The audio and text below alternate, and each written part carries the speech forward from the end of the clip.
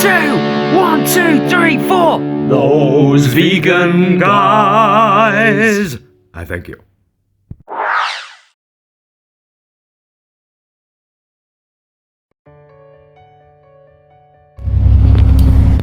It is Tuesday the 29th of March 2016. I'm just on the bus actually, on the way to meet my husband at the gym, and this is going to be the introduction to a video that I've decided to do about depression.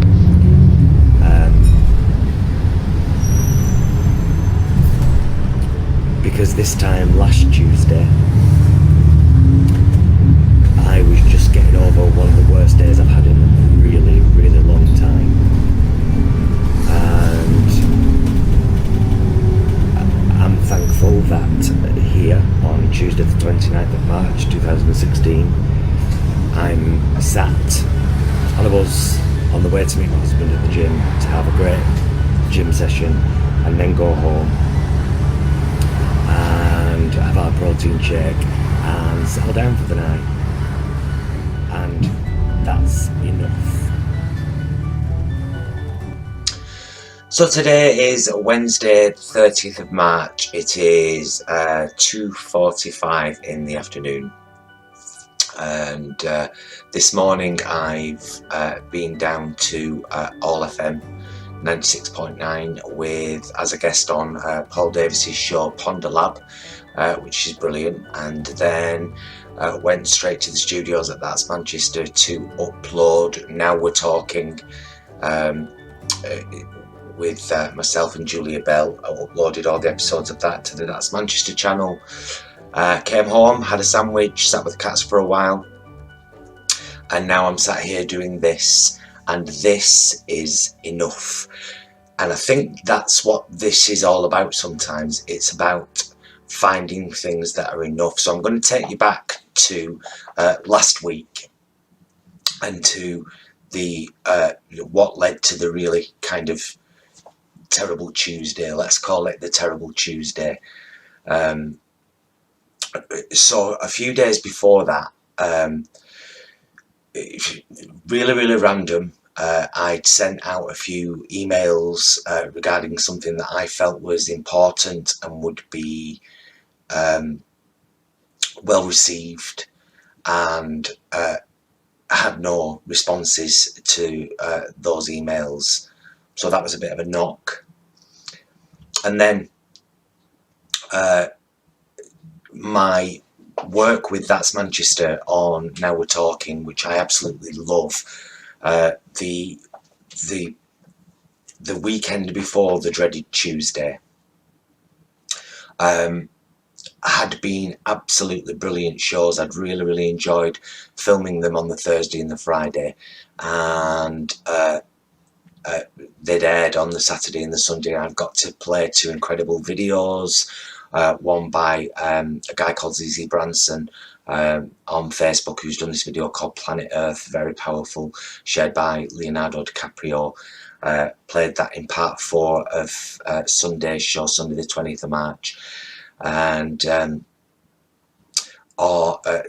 part 1 of the show had played this fantastic, beautiful song by Scott Allen called Anything Worth Holding On To.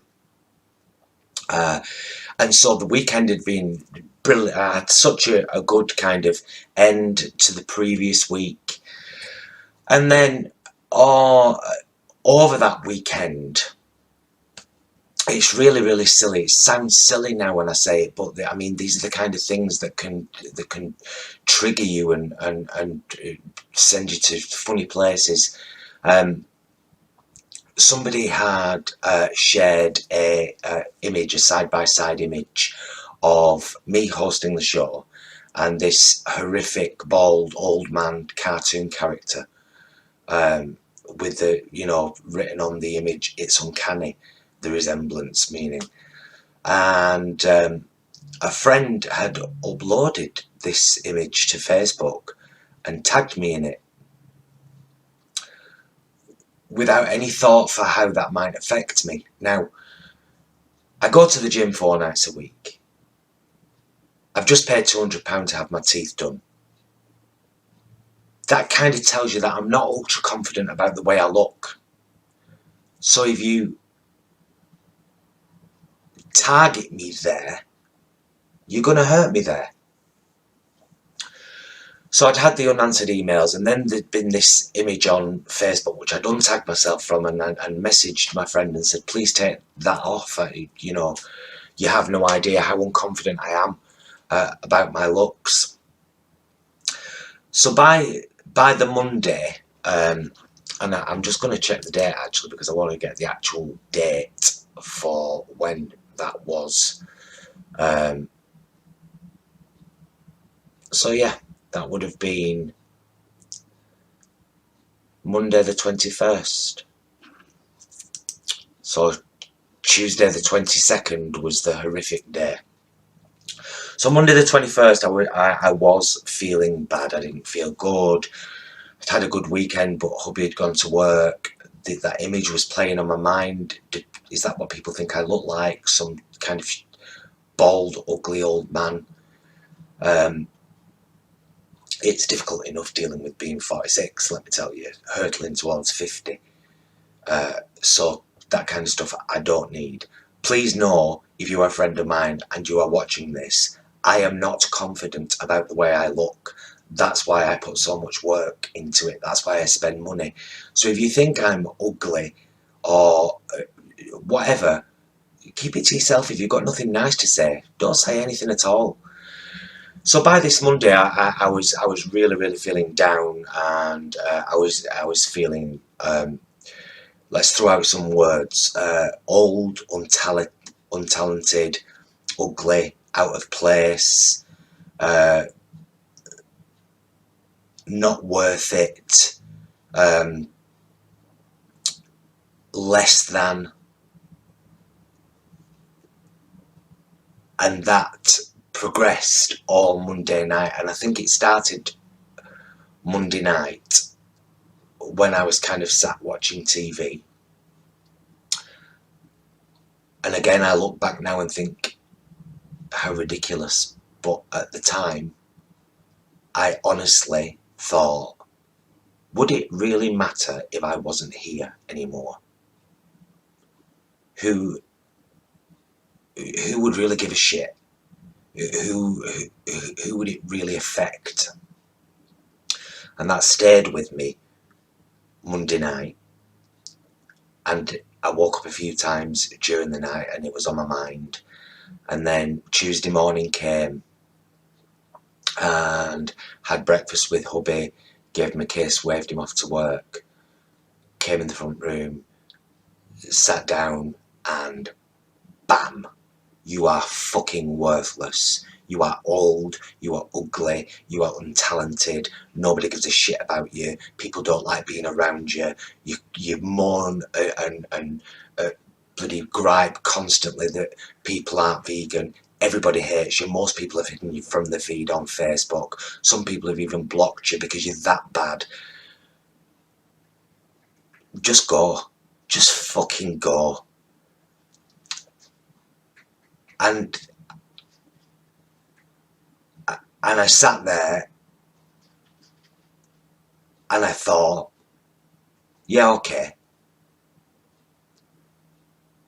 Who's it going to really affect anyway? And here's where those things worth holding on to come in.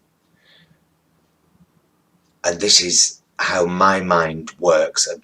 Let me just explain first. There is a kind of meme, if you like, a technique that's gone around Facebook a few times about how to handle a panic attack by acknowledging or voicing 5 things you can see, 4 things you can smell, 3 things you can hear, that kind of thing. So I went through this whole, I'm going to have a drink of my coffee, it's been in my hand ages. I went through this whole, who needs me? Because that was enough. Who needs me? Right, my hubby needs me because I would never want to hurt him, and me doing something stupid would really hurt him. My mum needs me, ditto, because she really loves me and it would really hurt her me doing something stupid. My cats really need me. And that was enough. My husband, my mum and my cats. And of course, there are a huge amount of people in my life that I really need. My family, for the most part, although all that doesn't help sometimes with kind of the way I feel. I come from a very fractured family. There's always somebody fell out with somebody not speaking to somebody. One of my sisters hasn't spoken to me for 3 years, it's basically since our dad died. I didn't speak to my other sister for 8 years.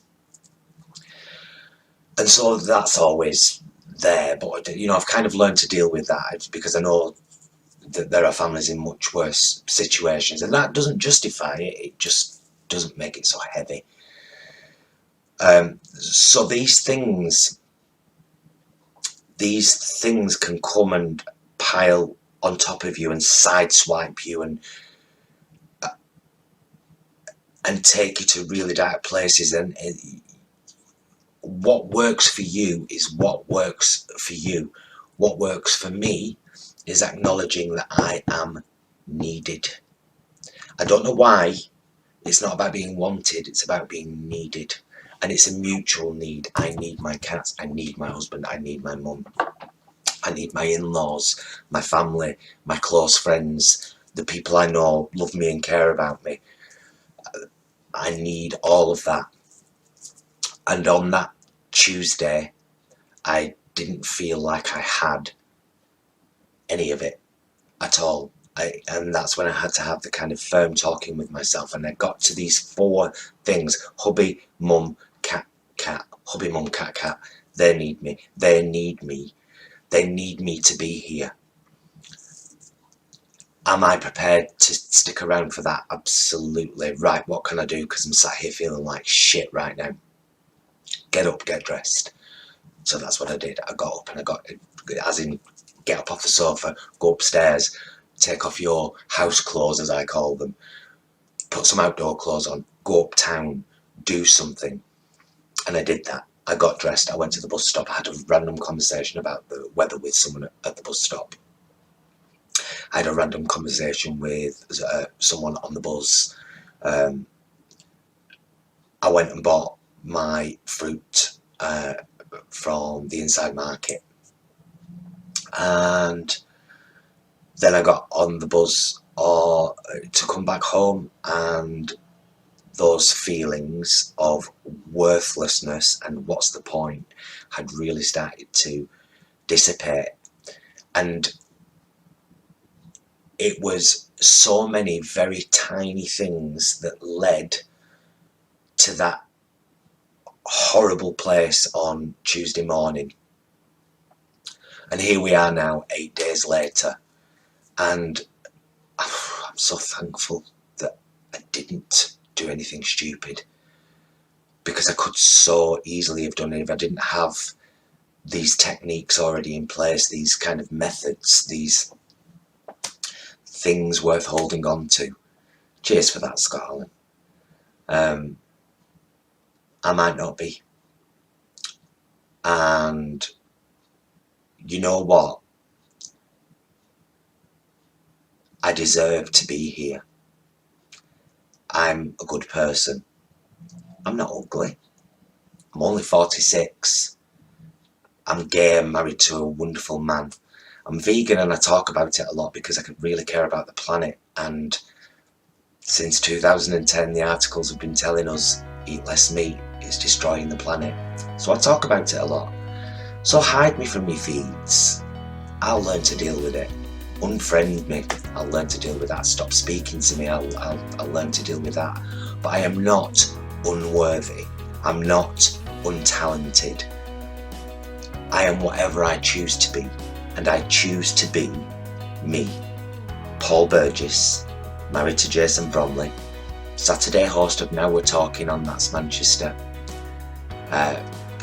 co-producer participant in Those Vegan Guys on Twitter and YouTube. Lover of Alice and Isis, my gorgeous cats. Friend of my mother, Joan Wilde. And all of that is enough. Let something be enough for you. Please. There is always enough. Thanks for watching.